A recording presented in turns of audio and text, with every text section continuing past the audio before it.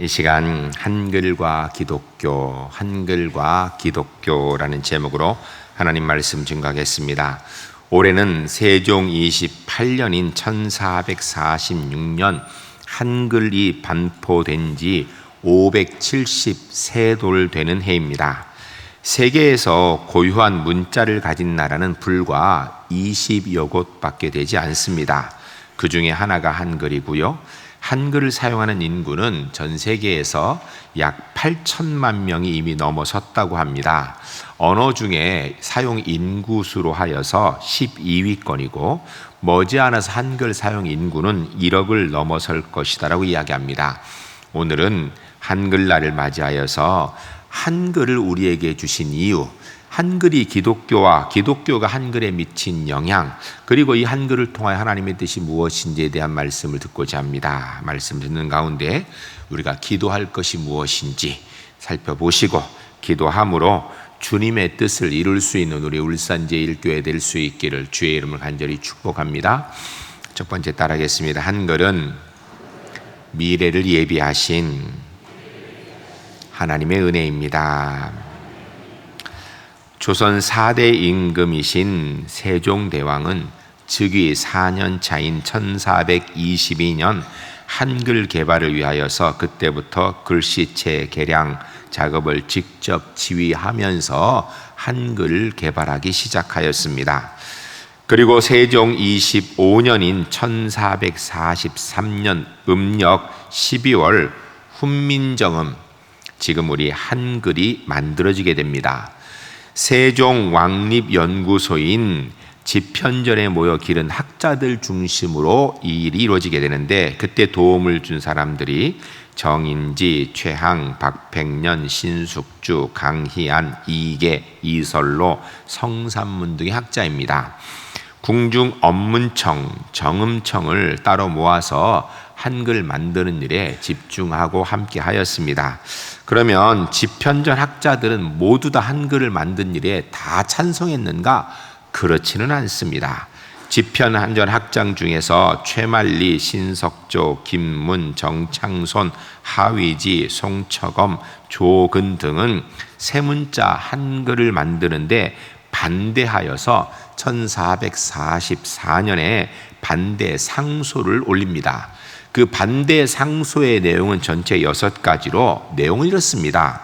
첫째로, 대대로 중국 문물을 본받고 사는 처지에 한자가 아닌 소리 글자를 만드는 것은 중국에 대해 부끄러운 일이다.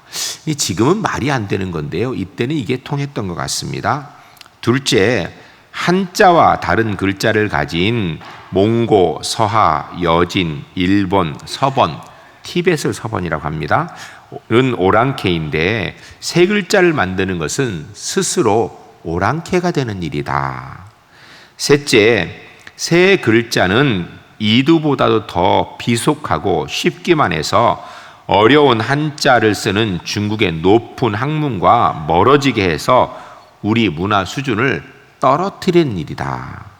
넷째, 송사나 억울한 일을 당하는 경우는 한자를 잘 알고 쓰고 있는 중국에서도 흔한 일이기 때문에 한자나 이두가 어려워서 문제 생기는 것이 아니라 관리의 자질 문제이기 때문에 새로운 글자를 개발할 필요는 없다. 다섯째, 세 글자 창제는 풍속을 바꾸는 큰 일인데 먼저 국민에게 묻고 선조에게 묻고 중국에 묻고 훗날 고침이 없도록 심사숙고해야 되는데 신중함이 없이 적은 숫자로 모여서 졸속하게 추진하고 이 일 때문에 상감이 몸을 헤쳐가면서 진학지에 정성을 쏟고 있으니 세 글자 개발은 멈춰야 된다. 여섯째, 학문과 수도에 정진해야 될 동궁 후에 문종이 됩니다.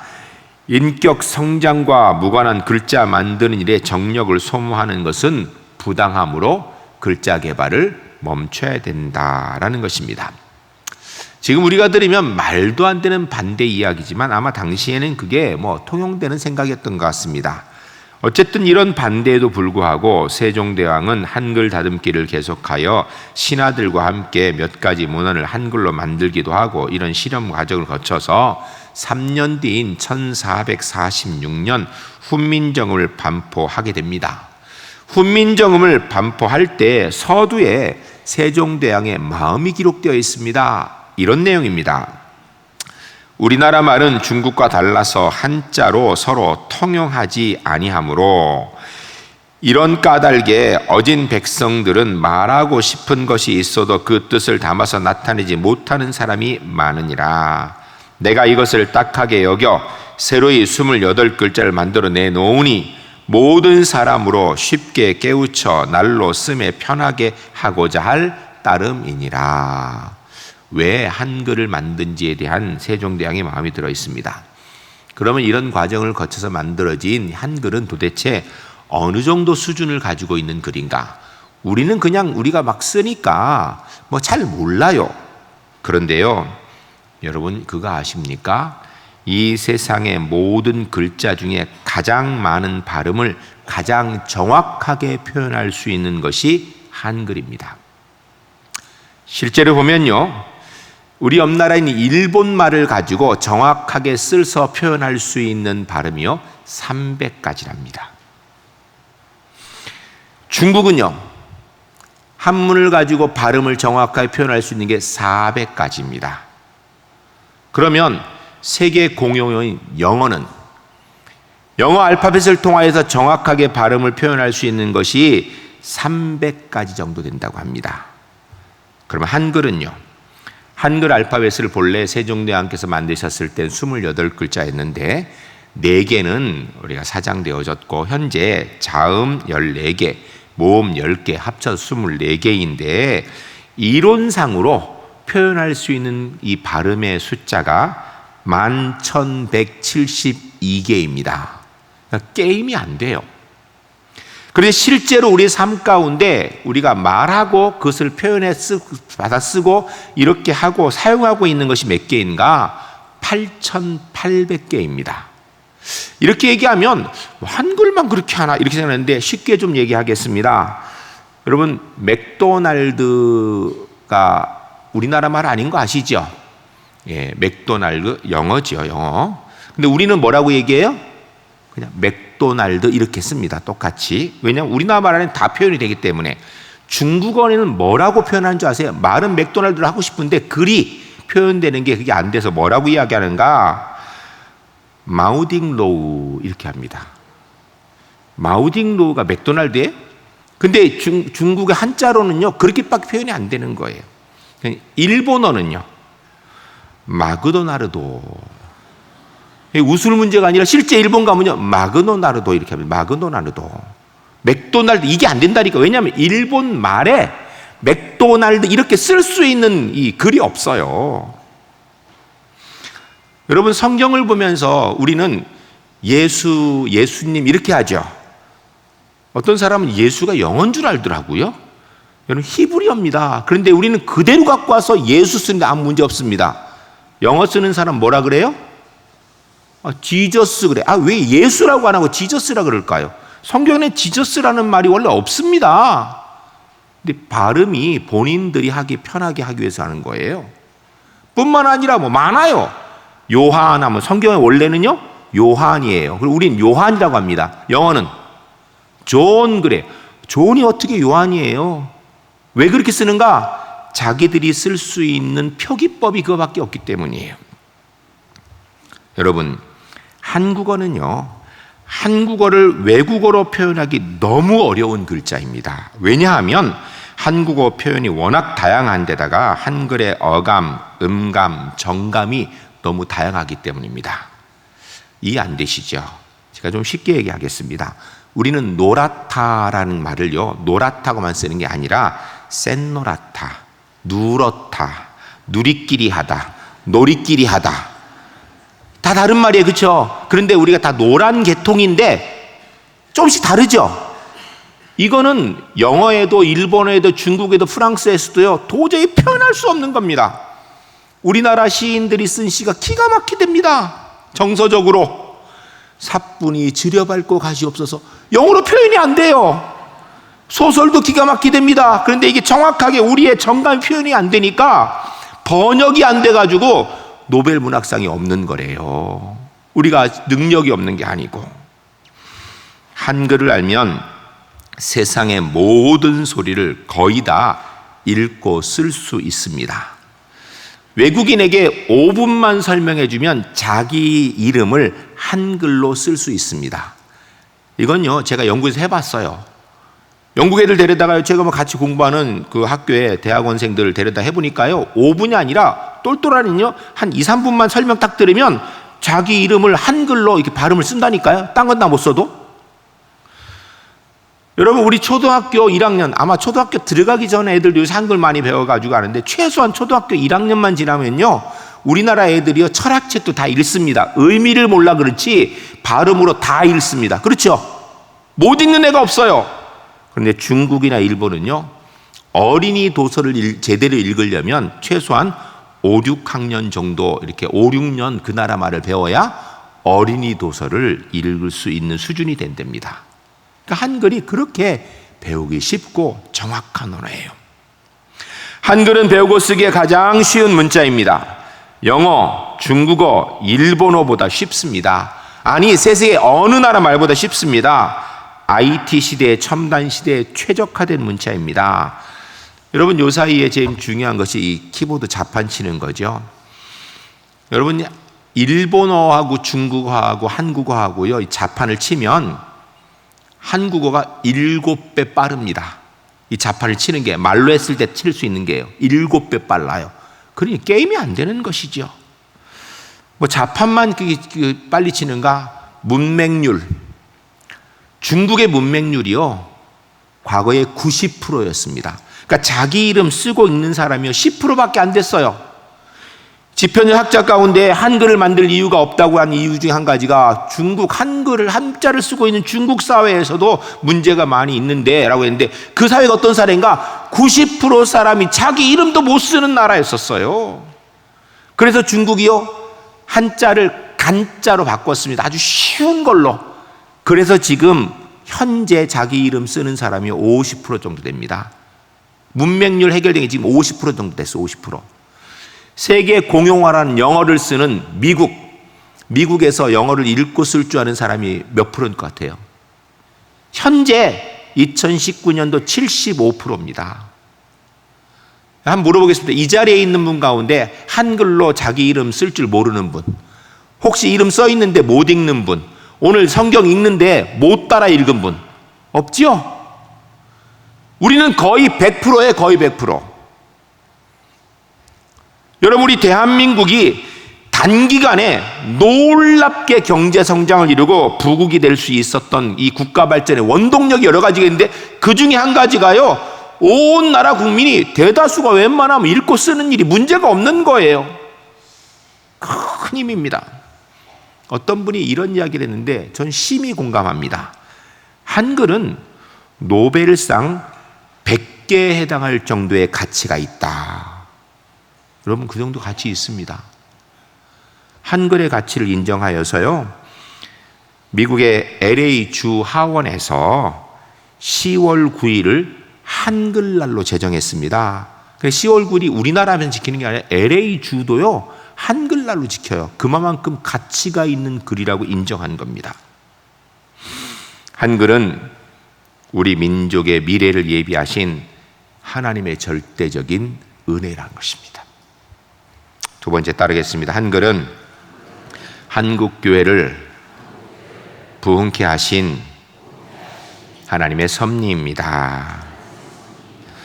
훈민정음이 1443년 세종대왕에 의해 창제된 이후에 3년 뒤인 1446년 반포되었지만 400년 동안 언문, 암클이라 불리면서 천대받고 그 가치를 인정받지 못하였습니다.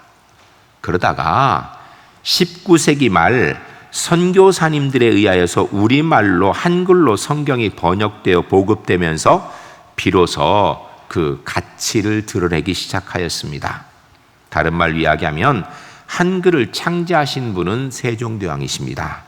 그러나 한글의 가치를 우리 민족에게 깨닫게 하고 활용할 수 있게 한 것은요, 그건 기독교입니다. 교회라는 거예요. 더 구체적으로 선교사님들이라고 할 수 있습니다. 1882년 존 로스 선교사님께서 신약 성경을 한글로 번역하면서 최초로 한글 문법책이 만들어지게 됩니다. 이때부터 한글이 한문보다 더 권위 있는 문자로 그리스도인에게는요, 잠재의식 가운데 자리 잡게 됩니다. 왜냐하면 하나님 말씀을 기록한 문자이기 때문이에요. 교회는 복음 전하기 위하여서 한글 보급에 앞장섰습니다. 여러분, 과거에 교회들에서는요, 한글 가르치는 일 교회에서 많이 했어요. 한국교회 수백 곳에서 한글 학당을 했습니다. 헐버트 선교사님께서 1891년 왕실의 초청을 받아서 교사로 와서 인문지리서 사민필지를 한글로 최초로 만들었습니다. 공문서입니다.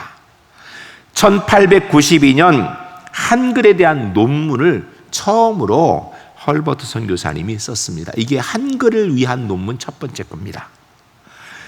1893년 배재학당에서 국문연구소를 설립하여서 우리가 잘 알고 있는 주시경 선생 같은 한글 학자들을 배출하였습니다. 이 선교사님들이 한 일이에요.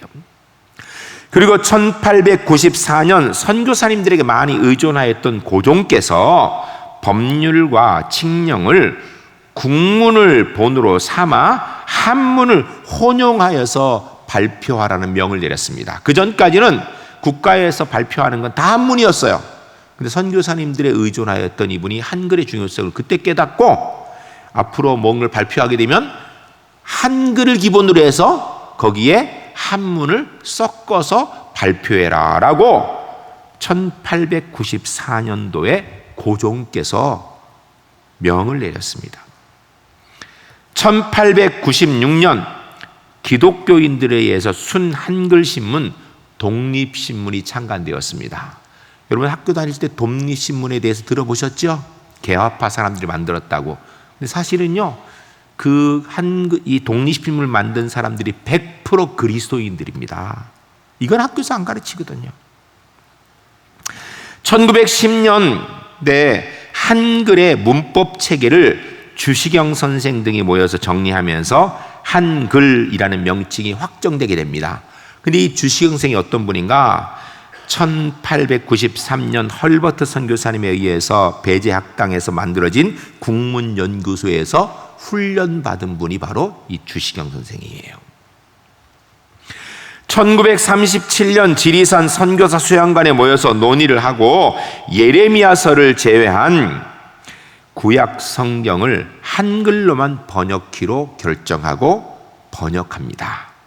이때 성경 번역 과정에서 한글 단어와 문법 등이 다시 정비가 됩니다.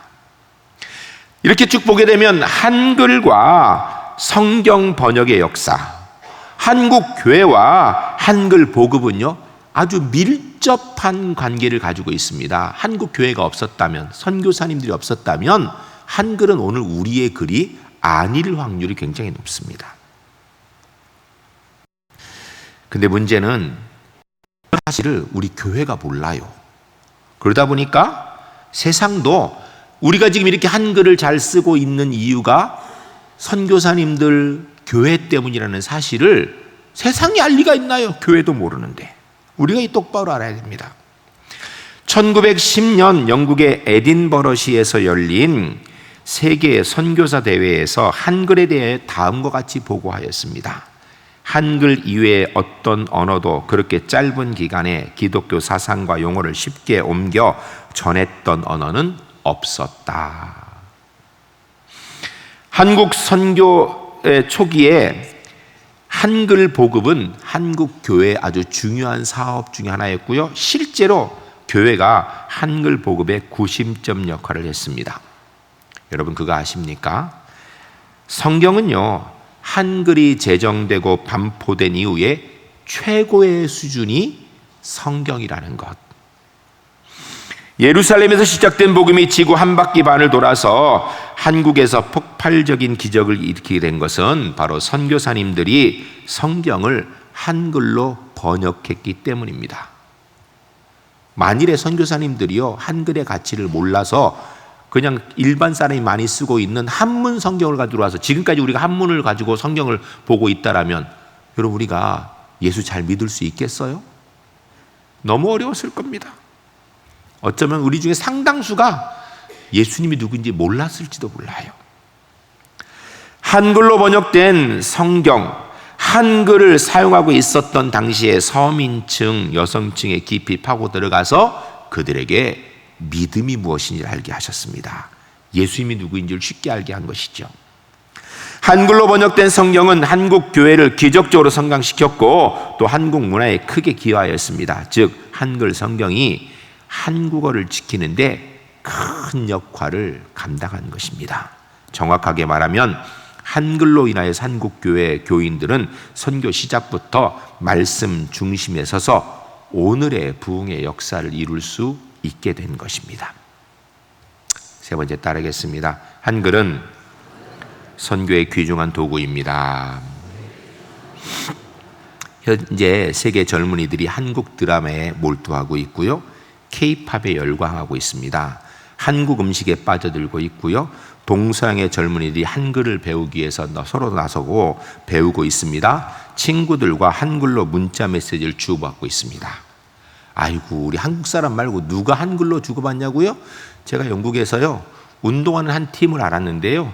그 팀 사람들이 어떻게 한글을 배워가지고요 자기들끼리 주고받는 비밀을 영어를 한글로 이렇게 써가지고 주고받아요. 특별히 자기 집사람 모르게 해야 될 그런 내용들은. 그러면 딴 사람 모르거든요. 자기들끼리만 읽어. 한글 아는 사람. 저는 이렇게 보니까 무슨 소리인지 영어가 보이더라고요. 딴 사람 모르죠. 여러분 한글이 그렇게 쉽습니다. 사실은. 제가 해외여행을 하는 중에 배를 타고 가는데 옆에 있는 아가씨가 한국 사람이 아닌데 저쪽으로 묻더라고요. Are you Korean? 그러더라고요. 한국 사람이라서 Yes I am 그랬더니 그렇다 그랬더니 그다음부터 이 아가씨가 한국말로 저한테 얘기하더라고요. 그래서 제가 물었어요. 너 어느 나라 사람이냐? Where are you from? 그랬더니 I'm Hong Kong 그러더라고요. 보니까 홍콩의 간호대학을 나온 간호사 아가씨예요. 3명이 있었는데 그 중에 하나가요 한국말로 저하고 대화를 해요. 나머지 둘은 영어로 얘기했지만 그래서 내가 너 어떻게 이렇게 한글을 잘하냐 그랬더니 응답하라 1998 보고 자기가 감동이 돼서 그 다음부터 한글을 혼자 독학을 했답니다. 그런데요 저랑 대화하는데 크게 문제가 없이 하더라고요. 여러분 그거 아십니까? 우리나라 말 한글이요 세계 언어학 대사전에 공용어로 등록되어 있는 단어가 있다라는 거. 고유명사 말고요. 뭐 김치, 비빔밥, 불고기 이런 건 고유명사잖아요. 근데 그거 말고 6개 정도가 현재 공용어로 있는데 앞으로 더 많아질 거예요. 첫 번째가 꼰대. 이건 도저히 영어나 어떤 뭐 다른 말로 번역이 안 돼서 그냥 그대로 쓰기로 했답니다. 그래서 전 세계 공용어의 꼰대. 또 다른 게 뭔데? 반찬. 여러분 반찬하면 영어로 사이드 디시라고 합니다. 영어 하시는 분 아시겠어요? 사이드 디시는 뭐예요? 샐러드예요. 샐러드. 여러분 샐러드가 어떻게 반찬입니까? 우리나라 반찬은요 한상 나오죠?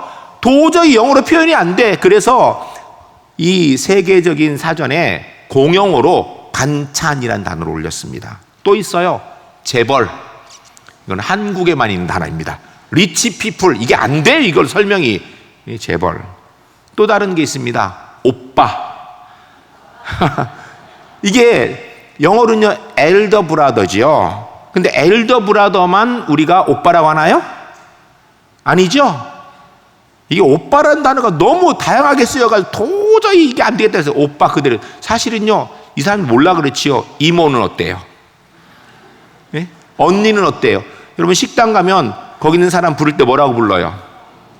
이모라고 부르든지 아니면 언니라고 불러야지. 요새는 이모라고 부르면 잘못하면 신경질 낸다 그래요. 근데 사실은요 영어를 아는 사람이 들으면 뭐래요? 저 친척인가 그런데 친척은 생전 처음 보는 사람이에요. 그런데도 이모 언니 그래. 이것도 앞으로 제가 볼 때 공용어가 될 거예요. 그 다음에 또 하나가 애교입니다. 애교. 영어로는요 우리가 큐트라고 번역을 해요. 그런데 큐트라는 말이 도저히 한국 사람이 쓰는 애교라는 단어를 설명이 안 돼요 이게. 그래서 그냥 애교 이렇게 그냥 넣습니다. 공용어로. 또 한 가지 있습니다. 먹방. 이거는요, 설명이 안 된답니다. 다른 말로. 뭐 먹기 대회 이런 것도 아니고, 뭐 대회도 아니고 혼자 먹고 막 이러니까 그냥 먹방. 제가 볼 때 앞으로 이 한글이 공용어로 등재될 것이 굉장히 많을 것 같아요. 한글은 최첨단 IT 시대에 가장 적합한 말입니다. 문자입니다. 조립식이어서 한글 문자는 컴퓨터 자판을 치는데, 휴대폰 문자 전송하는데 최고의 위력을 발휘하고 있습니다. 근데 요새는요, 휴대폰 이거 안 치고 뭐를 하죠? 말로 이래서 음성 인식을 하죠. 여러분, 음성 인식하는데 최고 가는 글자가 뭔지 아세요? 그게 한글입니다. 한글이에요. 한글은 거의 정확해요. 그런데요, 다른 나라 말은 그게 잘 안 돼요. 왜냐하면 발음 자체를 표현할 수 있는 글자가 너무 제한적이기 때문에. 근데 우리는 24개 가지고 거의 8,800개의 발음을 쓰니까 뭐 300개 쓰는 대하고는 게임이 안 되는 거죠. 뉴욕 주립대학의 명예교수였고 미국 세종학연구소 소장이었던 김석연 박사께서 한글을 누리글이라고 칭했습니다. 그리고 이렇게 썼습니다. 누리글은 말은 있지만 그 말을 기록할 문자가 없는 무문자 방언 종족에게 그들의 말로 된 성경을 음역하는 수단으로 사용될 문자 체계로 무문자 종족들을 선교하기 위한 하나님의 섭리의 도구이다. 그리고 실제로 누리글 활용 실험을 했습니다. 미국에 계시면서 미국에 있는 중국 사람, 필리핀 사람, 몽골 사람, 네팔 사람, 우즈베키스탄 사람들을 통해서 실험을 해보았더니 그들의 말을 정확하게 발음대로 다 받아 쓰는데 아무 문제가 없더라는 거예요. 쉽게 하면 이런 겁니다. 예를 들어서 제가 오늘 날씨 참 좋습니다 라고 이렇게 얘기했어요. 그거를 오늘 날씨 참 좋습니다 이렇게 영어 발음으로 받아 썼어요. 근데 그 사람은 알겠죠. 오늘 날씨 참 좋습니다 이렇게 읽을 텐데, 딴 사람한테 줘서 그 사람이 읽으면 오늘 날씨 참 좋습니다 이렇게 똑같이 읽을 확률이 별로 없습니다. 왠지 아세요? 발음을 써놨긴 써놨는데 그거를 읽을 땐 이렇게 되고 이렇게 되고 다르기 때문이에요. 근데 반대로 Today weather is very nice 이렇게 영어로 했는데 그걸 제가 Today is weather is very nice 이렇게 한글로 써서 다른 사람을 줘서 읽으라 그랬을 경우에 그 사람이 Today weather is very nice 라고 그대로 읽을 확률이 99%예요. 이건 한글만 가진 능력입니다. 한글만 가진 능력. 이 실제로 실험을 해보니까 그렇더라는 거예요. 그래서 이제 한글은 한국 선교사들을 통하여 땅끝에 글 없는 종족에게 글을 만들어주고 그들의 말로 복음을 읽게 하도록 사용되어지는 글입니다. 마지막 때에 주님의 재림을 위해 땅끝에 복음을 증거하는 도구로 사용되어지고 있는 것입니다. 여러분, 성경을 문자 없는 사람들에게 한글을 통하여 문자를 만들어줘서 성경을 번역하는 일도 하고 있고요. 더 나아가서 우리가 잘 알지요. 방송에 나왔으니까 인도네시아 찌아찌아족 한 7만 정도 됩니다. 10년 전에 그들의 말을 우리 한글로 문자를 만들어줬어요. 지금 초등학교 가면요, 그 찌아찌아족 초등학교에서 자기들의 말을 공부하는데 글은 한글입니다. 한글 발음으로 쓰고 있는 거예요. 이거 누가 시작한 줄 아세요? 선교사님 시작한 거예요. 방송에서는 다 빼고 얘기하지만. 언어연구학회에서 세계 최고인 영국의 옥스퍼드 언어학 대학에서 세계 모든 문자 순위를 합리성, 과학성, 독창성 등을 기준으로 진열해 놓았습니다. 그 1등이 뭔 줄 아십니까? 그게 한글입니다. 영어도 아니고요, 독일어도 아니고요, 옥스퍼드 대학에서 한 건데요, 한글입니다. 프랑스에서 개최된 세계 언어학자 학술 회의에서 한국어 세계 공용 문자로 쓰면 좋겠다라는 토론이 실제 언어학회에서 있었습니다. 그리고 누리글을 세계 표준 공용 문자로 채택하자고 제의가 있었고 그 자리에서 만장일치로 가결했습니다. 그때가 1997년 10월 1일입니다. 이게 그냥 세계에 통용됐으면 우리 영어 안 배워도 되는데 이게 그 학회에서만 결정을 하고 이게 그냥 그걸로 끝났어요. 이게 여러분, 근데 어쨌든 그러나 이런 것이 무슨 뭘 의미하는 걸까요? 훈민정음, 한글은 단순하게 우리 민족에게만 주신 은혜가 아니고요, 이것을 통하여서 세계 열방을 섬기라는 하나님의 기가 막힌 섭리의 도구인 것입니다. 이미 세계 한국은 가장 많은 인구 대비당 선교사를 파송한 국가입니다. 한글을 통하여서 우리를 진급시켜 주시고, 한글은 선교의 막강한 도구가 이미 되었습니다. 여러분, 한국교회가 놀랍도록 성장할 그때가 바로 한국의 경제가 놀랍도록 성장할 때입니다. 그때 세계가요, 어떻게 바뀌었는가? 지구촌으로 바뀌었어요. 글로벌 시대로. 그래서 세계가 하나 되어지는, 그 전까지는 안 그랬거든요. 그러면서 우리나라의 기업들이요, 전 세계에 뻗어나갔습니다. 그런데 기업들이 가보니까 거기 한국 사람이 이미 있는 거예요. 그를 통하여 통역도 도움받고, 그를 통하여 문화의 도움도 받았어요. 그분들이 바로요, 선교사님들이었어요. 먼저 이미 가서 오지에서 복음 전한 일을 하였습니다. 현재 전 세계 언어는 6,848개 정도입니다. 그 중에 2,479개 언어로 성경이 번역되었습니다. 현재 계속 성경 번역 작업이 진행되는 언어 숫자는 1,363개입니다. 성경 번역의 작업이 진행되는 가운데 있는 글자들 중에서 그렇고, 앞으로 자기들의 문자가 없어서 복음을 제대로 읽지 못하는 사람들에게, 그들의 말을 문자로 만들어서 복음을 담은 성경을 번역해 주기에 최고 좋은 글자가 한글입니다. 한글이요. 서로 문자를 만들 필요 없이 한글 발음으로 해주면 그냥 다 되는 거예요. 여러분, 이것이 우리 한국교회가 앞으로 감당해야 될 사명이고요, 우리 한국 선교사님도 해야 될 일이에요. 이 일을 위해서 기도해 주시기 바랍니다. 우리 박일남 선교사님께서 태국에서도요, 그쪽 대학 아이들하고 학교 아이들하고 이렇게 접촉하는 적극적인 한글을 가르치는 거예요. 왜냐하면 한글에 관심이 많으니까. 그런데 만일에 문자가 없었다면요, 한글로 그들의 문자를 만들어줄 수 있는 상황이에요. 지금 현재 전 세계 소수민족 가운데 글이 없는 민족에게 성경을 번역해주는 일들이 앞으로 계속해서 일어나야 됩니다. 이게 우리 한국교회 사명이고요, 한글을 먼저 하는 우리의 사명입니다. 여러분, 이 일을 위해서 기도해 주시기를 부탁드립니다.